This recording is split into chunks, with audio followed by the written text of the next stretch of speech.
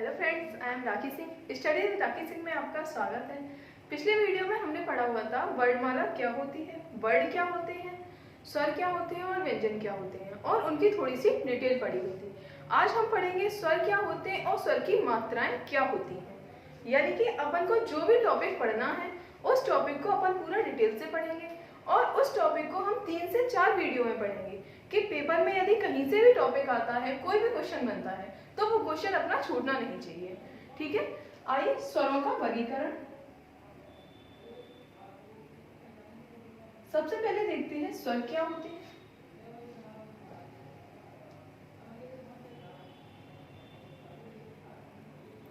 स्वर या फिर अपन कह सकते हैं स्वर वर्ण, यानी कि स्वर वर्ण वे वर्ण होते हैं जिन्हें किसी अन्य वर्ण की सहायता नहीं होती बोलने के लिए, यानी कि जिन्हें स्वतंत्रता पूर्वक बोला जा सकता है, उन्हें अपन स्वर कहते हैं। स्वरों की संख्या कितनी होती है?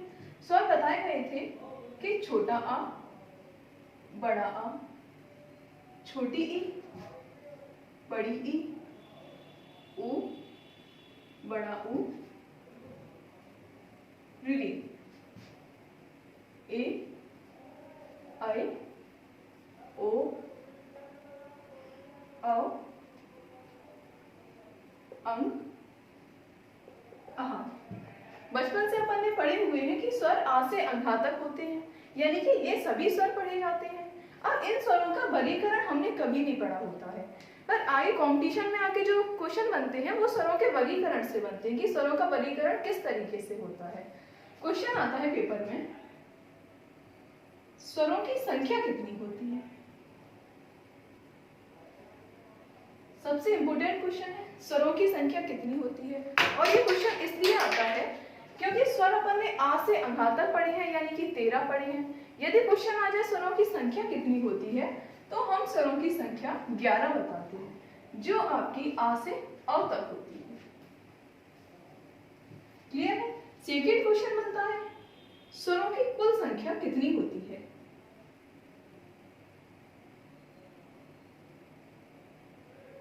स्वरों की कुल संख्या कितनी होती है? कुल में मालूम है कि जितने स्वर दिए गए हैं वो सभी आ जाएंगे, यानी कि स्वरों की कुल संख्या 13 होती है। यदि स्वरों की संख्या 11 है, कुल संख्या 13 है, तो जो अंग और आहा दिए गए हैं इन्हें कुछ अलग ही नाम दिया गया होगा। अंग और आहा को हम अयोगवाह कहते हैं। अयोगवाह, अंग और आहा को अयोगवाह नाम दिया जाता है और अंग और आहा को अयोगवाह नाम किशोरीदास वाजपेयी ने दिया है।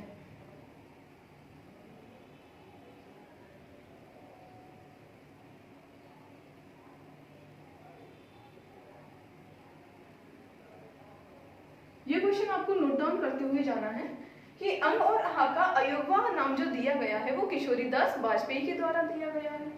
अंग और आहा को अपन 2 भागों में पढ़ते हैं, एक होता है अनुस्वार,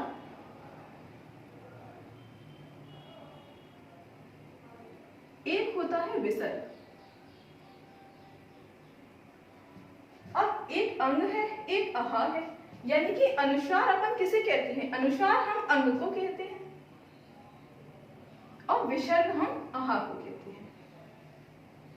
क्वेश्चन पूछा था पेपर में, अनुस्वार और विसर्ग किसे कहते हैं? तो अंग और आहा को अनुस्वार और विसर्ग कहते हैं। क्लियर है?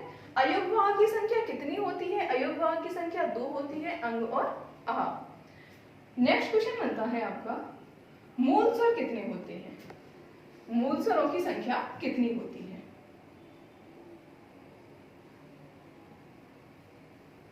मूल स्वर यानी कि जिन स्वरों से मिलके और सभी स्वर बने हैं उन्हें अपन मूल स्वर कहते हैं। यानी कि सबसे पहले हम ये देखते हैं कि जो पूरे स्वर हैं इन स्वरों में कॉमन क्या क्या है। आ यहाँ आ रहा है, एक आ से ही मिलके ये बना है, आ से ही मिलके ये बना है, आ से ही मिलके ये बना है। क्लियर है? यानी कि इन सबको हटा देते हैं क्योंकि कहीं ना कहीं मिलके तो आ से बना हुआ है। इसी तरीके से ये ई है, ई से मिलके बड़ी ई बनी है, ऊ है, ऊ से मिलके बड़ा ऊ बना है, और ए किससे मिलके बना होता है? ए बना होता है अ और ई से मिलके, यानी कि इन दोनों से मिलके जब अपन इन दोनों का एक साथ उच्चारण करते हैं आई, तब अपना ये अय निकलता है। क्लियर है? इस तरीके से ये सभी कहीं ना कहीं संयुक्त स्वर होते हैं जो इन 4 मूल स्वरों से मिलके बने होते हैं। यानी कि मूल स्वरों की संख्या 4 है, जिनमें अ, ई, उ और ऋ को रखा गया। यानी कि जो अपने कॉमन बच रहे हैं, जिनसे मिलके और सभी स्वर बने हैं, उन्हें हम मूल स्वर कहते हैं। क्लियर? नेक्स्ट क्वेश्चन बनता है, संयुक्त स्वरों की संख्या कितनी है? संयुक्त स्वर, संयुक्त स्वर यानी कि जो कहीं ना कहीं 2 स्वरों से जुड़ के बने होते हैं, उन्हें हम संयुक्त स्वर कहते हैं। संयुक्त स्वरों की संख्या 4 होती है। ए, ऐ, ओ और औ। जो ए है वो किससे मिलके बना हुआ है? ए बना है अपना अ प्लस ई से, ऐ बना है अपना अ प्लस ए से, ओ बना है अ प्लस उ से, औ बना है अ प्लस ओ से। यानी कि ये कहीं ना कहीं 2 स्वरों से मिलके बने होते हैं, इसलिए हम इन्हें संयुक्त स्वर कहते हैं। क्लियर है? अब यदि क्वेश्चन बनता है सामान्यतः स्वरों की संख्या कितनी होती है या मूलतः स्वरों की संख्या कितनी होती है, तो सामान्यतः हो या मूलतः हो, स्वरों की संख्या कितनी होती है? यदि क्वेश्चन पेपर में बनता है तो आप क्या लगाएंगे आंसर? सामान्यतः या मूलतः, या हम कहते हैं स्वरों की संख्या, यानी कि सामान्यतः भी स्वरों की संख्या 11 होती है, या फिर कहते हैं मूलतः भी स्वरों की संख्या 11 होती है, पर मूल स्वरों की संख्या 4 होती है। एक मूलतः है, एक मूल है, इन दोनों को क्लियर करना है अच्छे से।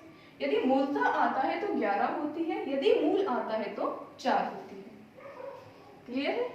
अब देखते हैं स्वरों की मात्राएं क्या होती हैं।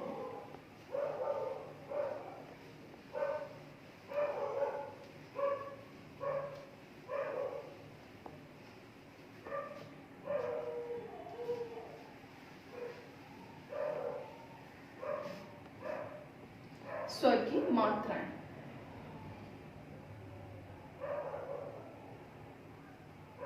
पहले तो देखते हैं स्वर कौन कौन से होते हैं और उनपे कौन सी मात्रा लगाई जाती है। हमने छोटे में भी याद किया होता है बचपन में कि छोटे आ पे कुछ नहीं होता, बड़े आ का डंडा, छोटे की मात्रा, इनका यूज कहाँ होता है, क्योंकि उस टाइम पढ़ा था, ये चीजें हम अब भी पढ़ रहे हैं, तो कहीं ना कहीं ये चीज पेपर में आती होगी तभी तो पढ़ रहे हैं। और ये क्वेश्चन बनता कैसे है ये भी अपन को ध्यान रखना है कि स्वरों की मात्राएं हैं तो मात्राओं का यूज क्या होता है, और मात्राओं का यूज होता है तो पेपर में क्वेश्चन किस तरीके से पूछा जाता है। जैसे आपका लिखा है बहुव्रीहि,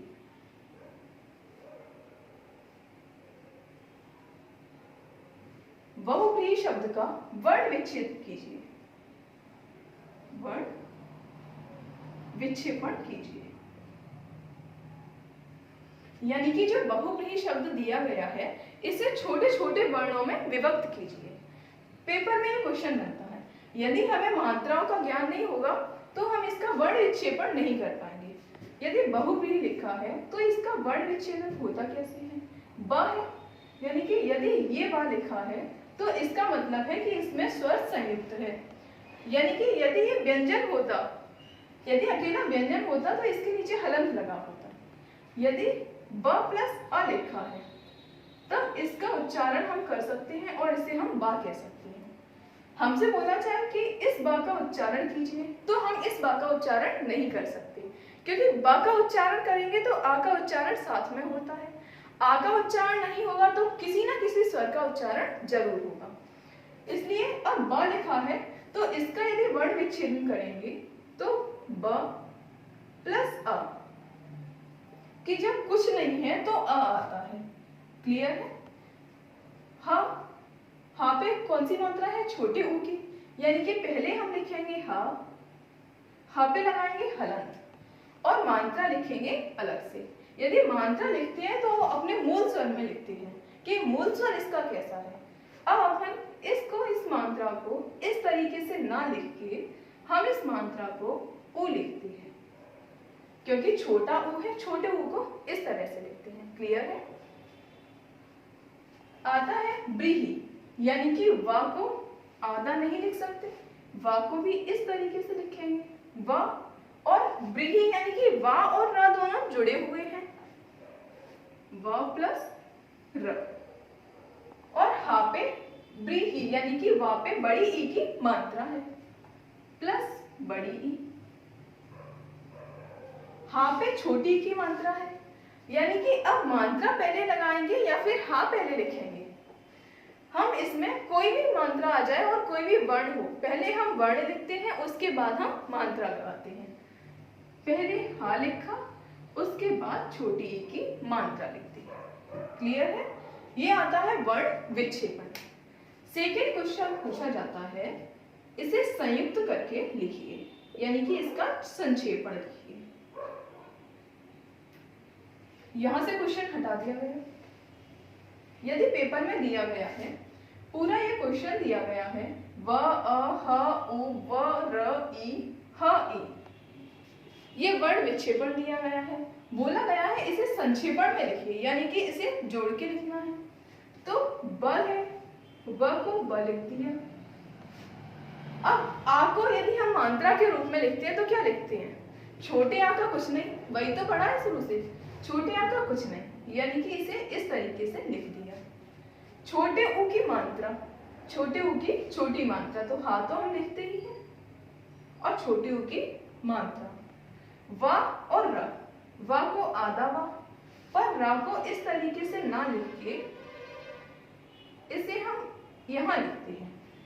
मात्रा फिर कौन सी आएगी? बड़ी ई की आएगी। ब्री, हा पे छोटी ई की मात्रा, यानी कि हा को लिख दिया हमने और छोटी ई की मात्रा लगा दी। ये क्वेश्चन पेपर में कई बार पूछे गए हैं। यदि मात्राओं का ज्ञान नहीं होगा, आपको वर्णों का ज्ञान नहीं होगा, जैसे आपका आता है उद्यान,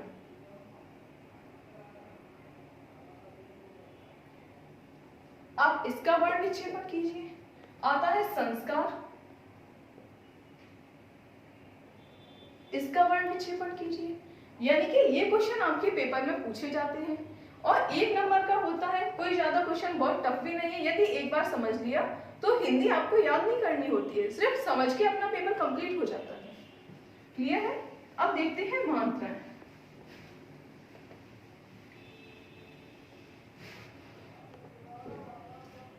छोटा आ, बड़ा आ, छोटी ई, बड़ी ई, छोटा ऊ, बड़ा ऊ, ऋ, ए, ऐ, ओ, आओ, अं, आहा। क्लियर है? छोटे आ का जब किसी व्यंजन में छोटा आ जुड़ता है तो उसमें कोई भी मात्रा नहीं लगती है, यानी कि छोटे आ का कुछ नहीं लगता है। बड़ा आ जब किसी व्यंजन में जुड़ता है तो उसपे एक खड़ी पाई लगती है, इसे हम खड़ी पाई बोलते हैं। यदि छोटी ई जुड़ती है तो उसपे इस तरीके से मात्रा लगती है, यदि बड़ी ई जुड़ती है तो इस तरीके से मात्रा लगती है। यदि का प्लस छोटा ऊ का संयोग करना है तो मात्रा कौन सी लगती है? मात्रा इसकी इस तरीके से लगती है, बड़ा ऊ इस तरीके से। ऋ की मात्रा क्या लगती है? ऋ। और इसका उच्चारण क्या होता है? उच्चारण हम इसका ऋ करते हैं, और जब उच्चारण करते हैं तो जैसे ट ठ ड का उच्चारण होता है मूर्धा से, उसी तरीके से उसका उच्चारण होता है। ऋ की मात्रा क्या होती है? ऋ की मात्रा का उच्चारण सबसे पहले तो र और ई इस तरीके से होता है, और यदि इसकी मात्रा लगाई जाती है तो जैसे का है, का के नीचे अपने ऋ की मात्रा लगानी थी तो हम इस तरीके से लगाते हैं, यानी कि ऋ की मात्रा इस तरीके से होती है। ए की मात्रा सिरोरेखा के ऊपर होती है, ऐ की मात्रा सिरोरेखा के ऊपर 2 मात्राएं होती हैं। औ की मात्रा ओ की मात्रा होती है सिरोरेखा के साथ ही, और अ की मात्रा इस तरीके से होती है। अंग की मात्राएं 2 होती हैं, एक किसी भी सिरोरेखा के ऊपर हम बिंदी रख सकते हैं, किसी भी सिरोरेखा के ऊपर हम चंद्र बिंदी रख सकते हैं। किताबों में ऐसे आपने लिखा हुआ देखा होगा चांद, इस तरीके से भी लिखा देखा होगा, इस तरीके से भी कई बार लिखा हुआ मिल जाता है। यानी कि इनकी कोई मात्रा स्पष्ट नहीं है कि इनकी मात्रा क्या होती है। अब देखा है आहा, आहा की मात्रा आपकी इस तरीके से होती है। मोस्टली देखा जाता है कि संस्कृत में यदि अंग की मात्रा यूज की जाती है तो ये यूज की जाती है, और यदि हिंदी में यूज की जाती है तो ये यूज की जाती है। मात्राओं का उपयोग क्या है ये हम आपको बता चुके हैं। इसका उपयोग आपका वर्ण विक्षेपण और वर्ण संक्षेपण में आता है, यानी कि किसी भी वर्ण को जोड़ने में और किसी भी वर्ण को तोड़ने में आता है। साथ ही मात्राओं का उपयोग व्यंजनों का उच्चारण करने में के लिए आता है कि यदि हमें क का उच्चारण करना है, ख का उच्चारण करना है तो क का उच्चारण हम बिना स्वर की सहायता से नहीं कर सकते हैं। यानी कि यदि क लिखा है तो क बोलेंगे तो अपना आ जरूर आता है। यदि की लिखी है, यदि क के साथ हम आ का उच्चारण कर देते हैं, आ का योग कर देते हैं तो हम इस क का उच्चारण कर सकते हैं। इसी तरीके से यदि ब लिखा है तो बा का हम उच्चारण नहीं कर सकते क्योंकि ये बा अभी व्यंजन के रूप में है। यदि इसके साथ हम आ का प्रयोग कर देते हैं, आ का योग कर दिया तो फिर जो बा मिलता है उसका उच्चारण हम कर सकते हैं। क्लियर है?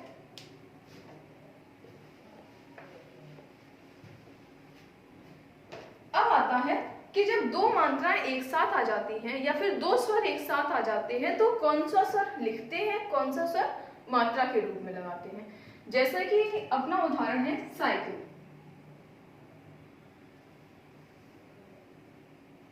साइकिल, साइकिल का वर्ण विक्षेपण स प्लस छोटे आ का कुछ नहीं होता है पर बड़े आ की खड़ी पाई होती है, यानी कि आ प्लस ई प्लस की, यानी कि पहले हम का लिखेंगे, फिर छोटी ई की मात्रा, फिर ल। अब ल पे कोई मात्रा नहीं है यानी कि ल के साथ आ आना है, ल प्लस अ। अब हमने यहां देखा कि दो स्वर एक साथ आ गए, बड़ा आ और ई। जब दो स्वर एक साथ आते हैं तो पहले वाले स्वर की मात्रा प्रयोग की जाती है और दूसरे वाले स्वर का मूल रूप प्रयोग किया जाता है। क्लियर है? जैसे हमने यहाँ इसका वर्ण संक्षेपण किया तो स के साथ अ, यानी कि दो स्वर आए हैं तो पहले वाले स्वर की मात्रा सा, सेकेंड वाले स्वर का मूल रूप प्रयोग किया जाता है, यानी कि छोटा ई है तो छोटा ई लिख दिया। फिर किल, यानी कि का पे छोटी ई की मात्रा और ला। इसी तरीके से एक और उदाहरण देखते हैं। शुरुआत,